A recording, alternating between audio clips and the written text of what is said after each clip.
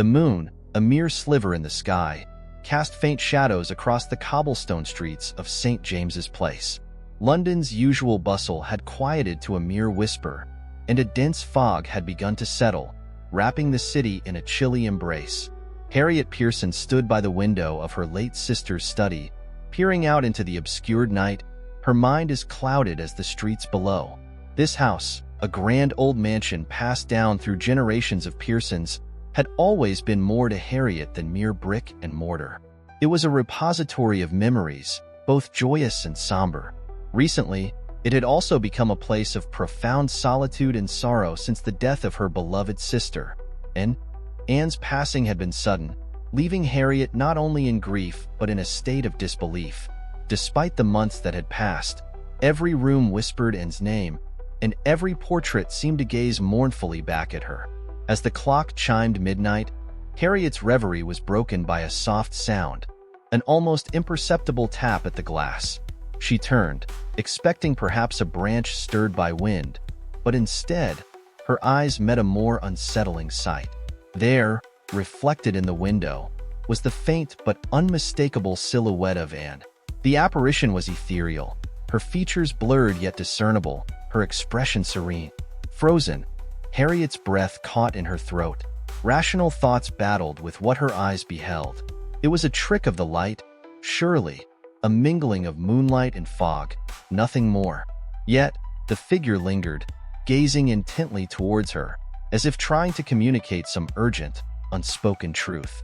Mrs. Blackwood, the caretaker, entered the room with a soft knock, pausing as she noted Harriet's transfixed stare. Following Harriet's gaze, she too gasped softly. "Miss Pearson, do you see her too?" Mrs. Blackwood's voice was a mix of fear and awe, her usual composure shaken. "Yes," Harriet whispered, her voice barely audible. "It's Anne. She's come back." The figure slowly faded as if melting into the fog, leaving Harriet and Mrs. Blackwood in stunned silence.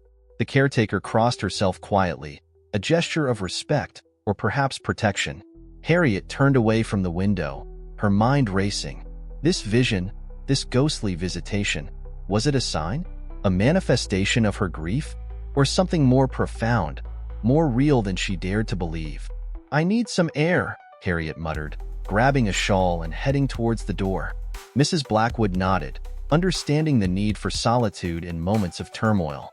As Harriet stepped out into the cool night, the fog embraced her, its cold fingers whispering doubts and fears. Yet, within her heart, a spark of something else began to stir, a mix of dread and anticipation. For if Anne truly had returned, what did it mean? What was the purpose of such an otherworldly visitation? With each step she took, the weight of these questions bore down on her, yet Harriet knew one thing for certain. She would find the answers, no matter what it took. The next morning dawned gray and heavy, a mirror of Harriet Pearson's mood. The vivid image of Anne's apparition lingered in her mind like a persistent echo, refusing to be dismissed as mere fancy. Despite the chill that clung to her bones, Harriet paced the length of her parlor, each step a battle between reason and what she had witnessed. Seeking solace and perhaps some semblance of understanding, she invited Mr. Edward Hampton, an old family friend and a known skeptic of anything that defied scientific explanation. His presence, she hoped, would lend her some clarity, or at least a dose of his usual pragmatic advice. Mr. Hampton arrived promptly, his countenance displaying a mix of concern and curiosity. "Harriet, I came as soon as I received your note. What is this urgent matter you wish to discuss?" he asked, his brows knitting in worry as he took in her disheveled appearance. Taking a deep breath, Harriet recounted the previous night's events.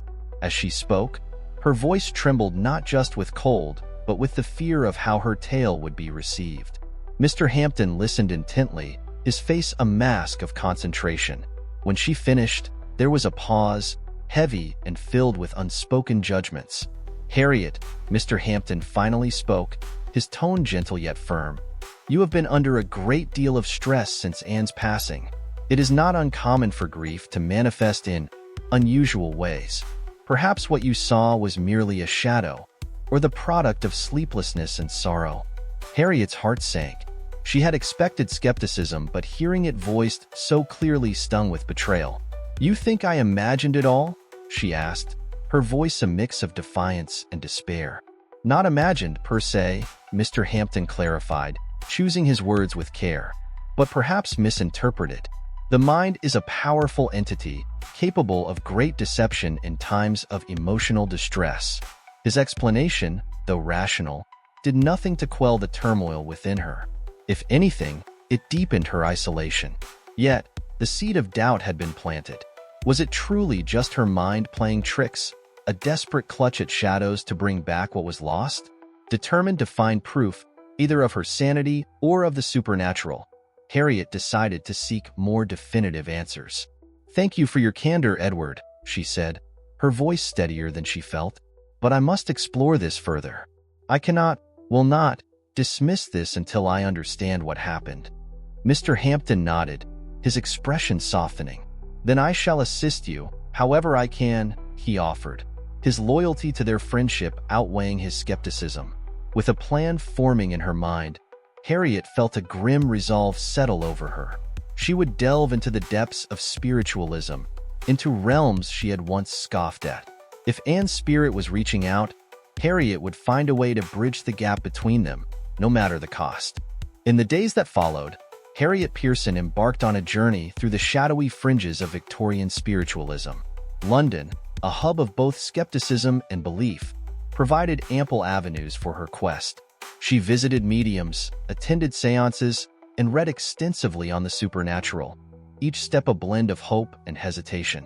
Her first encounter was with Madame Sylvia, a medium reputed for her accuracy in communing with the departed. Madame Sylvia's parlor was draped in heavy velvet curtains, and the air was thick with the scent of incense. Harriet sat across from her, the table set with candles that cast flickering shadows on the walls. "Who seeks to make contact from the beyond?" Madame Sylvia's voice was a soft whisper, her eyes closed as her hands hovered over a crystal ball. "My sister and Pearson," Harriet responded, her voice a mix of desperation and doubt. The medium's fingers twitched, and her brow furrowed as if listening to distant whispers. "She is distant, reluctant," Madame Sylvia finally said, opening her eyes. "But she is indeed present.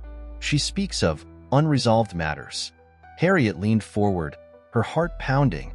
"What matters? What does she want to tell me?" The medium shook her head slowly.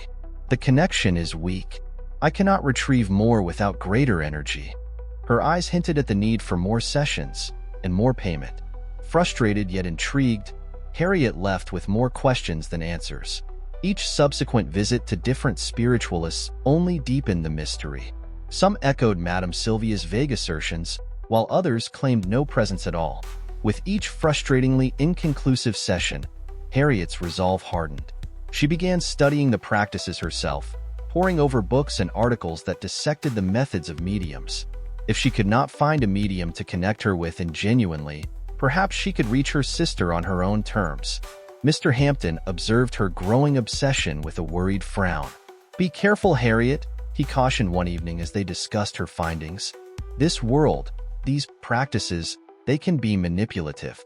It's easy to see what we want to see." Harriet nodded, understanding his concern but unwilling to back down. "I appreciate your worry, Edward, but I must pursue this. If there's even a sliver of a chance that I can speak to Anne, I have to take it." Determined, Harriet arranged for a seance at her home, intending to invite only those she trusted. If Anne's spirit was truly reaching out to her, then she would conduct her own investigation under her own stringent controls. As the date of the seance approached, Harriet felt a mixture of dread and anticipation.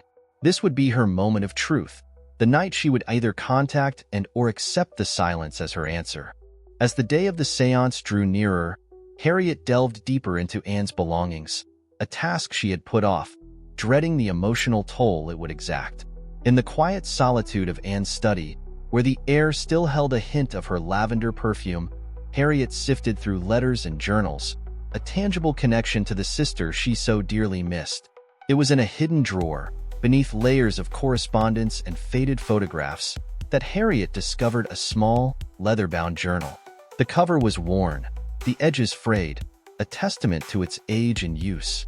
With trembling hands, she opened it, her eyes scanning the neat, flowing script that was unmistakably Anne's. The entries were typical at first, accounts of daily activities, thoughts on books read, visits made. But as Harriet flipped through the pages, her breath caught. The entries began to shift in tone, growing more introspective and, alarmingly, prophetic. I feel a shadow over me, a lingering presence that whispers of my end. I fear my time is near, yet I am not afraid. I believe there is more beyond this life, and I promise, dear Harriet, to reach out should the veil thin enough to allow it. Chills ran down Harriet's spine as she read the words. They were dated just weeks before Anne's sudden illness and subsequent death. The discovery was both horrifying and exhilarating. It was the first tangible proof that Anne herself had believed in the possibility of reaching back from beyond the grave. Emboldened by this discovery, Harriet shared the journal with Mr. Hampton when he visited later that day. His skepticism was palpable as he read, but even he couldn't dismiss the coincidence of the entries with Anne's unexpected death. "This doesn't prove the supernatural, Harriet," Mr. Hampton cautioned, handing back the journal, "but it does suggest that Anne was exploring these ideas before she passed. It's curious. Curious indeed, and more than enough to fuel Harriet's resolve. With new determination, she prepared for the seance, not just as a seeker of her sister's spirit, but as a defender of Anne's last wishes and beliefs. The night of the seance arrived, the mansion cloaked in an anticipatory silence. Candles were lit, casting eerie shadows against the walls of the drawing room. Harriet, Mr. Hampton, and a small group of close friends gathered around the large table, hands joined, hearts pounding in collective suspense. As the medium began to invoke the spirits, Harriet felt a mixture of fear and hope. This was her moment of truth, the night when she might finally bridge the gap between life and death, between skepticism and belief. The candles flickered as the wind howled softly outside, the ancient walls of the Pearson mansion seeming to breathe with expectant silence. The medium, a solemn figure with deep, knowing eyes, sat at the head of the table, her hands lightly touching the wooden surface. Around her, Harriet and her guests awaited the unknown, each heart beating a rhythm of nervous anticipation. "Let us begin," the medium intoned, her voice a soft murmur that seemed to resonate with the very air. "Spirits of the past, hear our call. And Pearson, if you are with us, give us a sign." The room grew colder, the air tinged with the scent of roses, Anne's favorite. Harriet's breath caught in her throat as she felt a presence, a weight in the air that hadn't been there before. The candles dimmed as if in response, and a palpable silence enveloped the room. "And, is that you?" the medium whispered, her voice echoing slightly in the vast room. A soft tap came from the direction of the window, then another, as though someone were gently rapping on the glass. The group's grip on each other's hands tightened, and even Mr. Hampton's skeptical gaze flickered with a hint of doubt. "And, if you are here, please communicate with us," Harriet spoke up, her voice trembling with emotion. "We wish to hear your message." The medium closed her eyes, her brow furrowed in concentration. Then, slowly, she began to speak, her voice not her own, a delicate timbre that Harriet recognized instantly, Anne's voice. "Harriet," the voice came through, clear and poignant, "do not grieve for me. I am at peace. But there is much you need to know, much that lies beyond the veil." Tears streamed down Harriet's cheeks as she listened to the voice of her sister, speaking words of comfort and mystery. The medium continued, relaying messages of love and warnings of unseen dangers, speaking of a world that was vast and unknown, that life and death were merely different states of being. As the session drew to a close, the room gradually warmed, the scent of roses lingering as the last vestige of Anne's presence. The medium slumped slightly, her energy spent, and the group slowly released their hands, each person silent, processing the profound experience. Mr. Hampton was the first to speak, his voice low and thoughtful. I cannot explain what we have witnessed here tonight. It goes against all my beliefs, yet I cannot deny the reality of what we heard." Harriet nodded, her heart full of sorrow but also of solace. "Thank you, "Anne," she whispered into the quiet room, feeling a sense of closure, yet also a new beginning. The messages Anne had imparted spoke of greater things beyond the physical world, sparking a new quest for understanding in Harriet. As the guests departed, whispering of their experience, Harriet stood by the window where the tapping had occurred, looking out into the night. The world seemed different now, more mysterious, yet more beautiful, and had opened a door, and Harriet knew her journey was just beginning. In the days following the seance, Harriet found herself in a state of quiet reflection, the voice of her sister still echoing in her mind.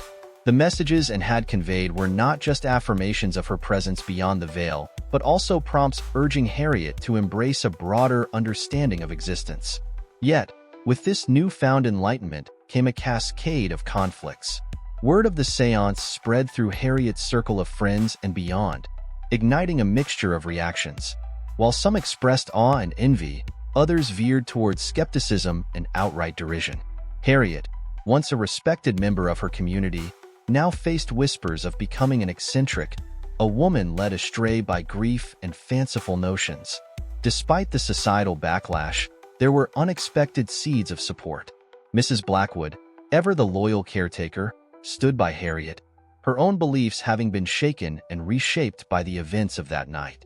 "Miss Pearson," she'd say firmly, "there's more to this world than what the eye sees. I stand by you." Mr. Hampton, too, found his skepticism waning in the face of undeniable evidence. His frequent visits became sessions of deep discussions about life, death, and the possibilities that lay beyond scientific understanding. "I cannot say I fully understand Harriet," he admitted during one such conversation, "but I can no longer deny that there is something more."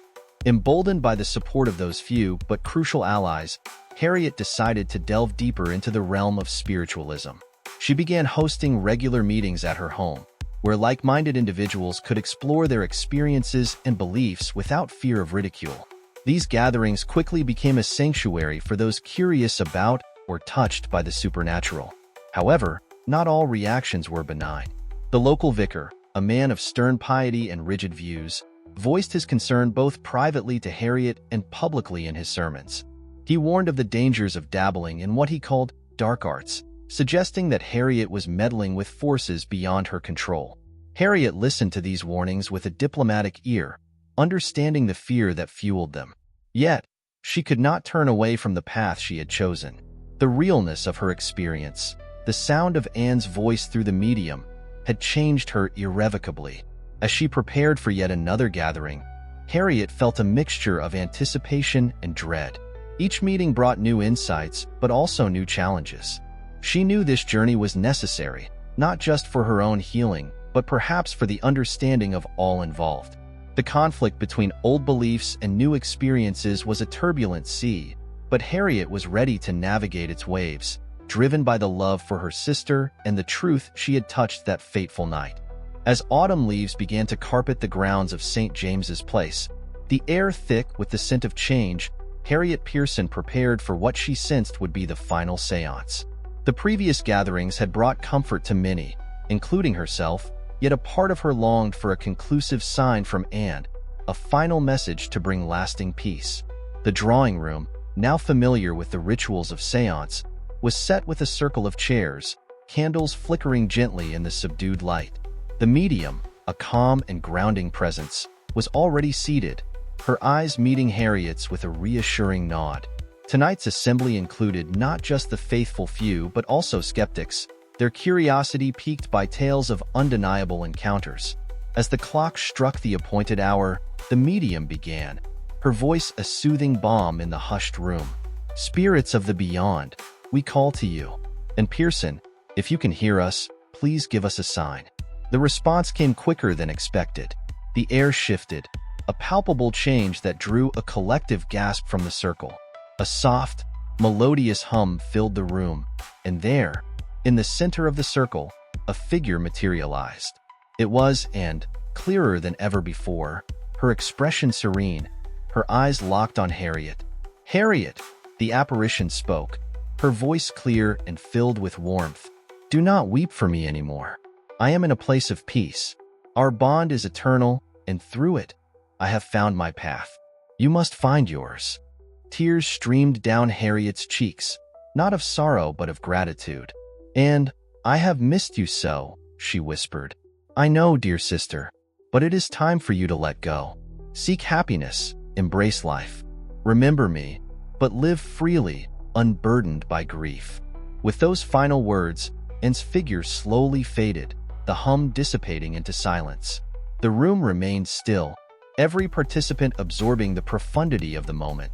When the medium finally spoke, her voice was barely above a whisper. "The spirit has moved on. She has found her peace. May you all find yours." As the guests departed, each carrying a piece of the night's magic with them, Harriet felt a profound shift within her. The weight of grief had lessened, replaced by a quiet strength. She knew there would still be days of sorrow, moments when the loss would feel as fresh as it had a year ago.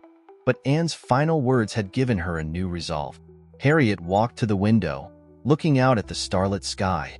The world was vast, mysterious, and beautiful, filled with unseen wonders and possibilities, and had shown her a glimpse of it. And now it was her journey to continue exploring, learning, and living. As the first light of dawn crept over the horizon, casting a gentle glow on the aged walls of St. James's Place, Harriet Pearson sat in the quiet of her sister's study, a place that had once been a sanctuary of shared secrets and laughter. Now, it was her retreat, a place where she could feel Anne's presence and reflect on the journey that had transformed her understanding of life and death. With a newfound sense of purpose, Harriet began to pin her experiences. The journal before her, once filled with the mundane details of daily life, was now a testament to her spiritual journey. She wrote of the seances, the apparitions, and the profound messages from Anne. But more importantly, she wrote of her transformation from a skeptic to a believer in the continuum of life beyond the physical realm. Her writings, initially intended as a personal record, evolved into a guide for those grappling with grief and seeking understanding of the metaphysical. Encouraged by Mr. Hampton and Mrs. Blackwood, Harriet decided to publish her experiences, sharing her story with a wider audience, offering comfort and sparking curiosity in equal measure. The publication of her book marked a new chapter in her life. Invitations to speak at gatherings and conferences followed, where Harriet shared her insights, advocating for open-mindedness towards the mysteries that lay beyond scientific explanation. As she gazed out of the window, watching the sunrise paint the sky with hues of orange and pink, Harriet felt a deep connection to everything around her.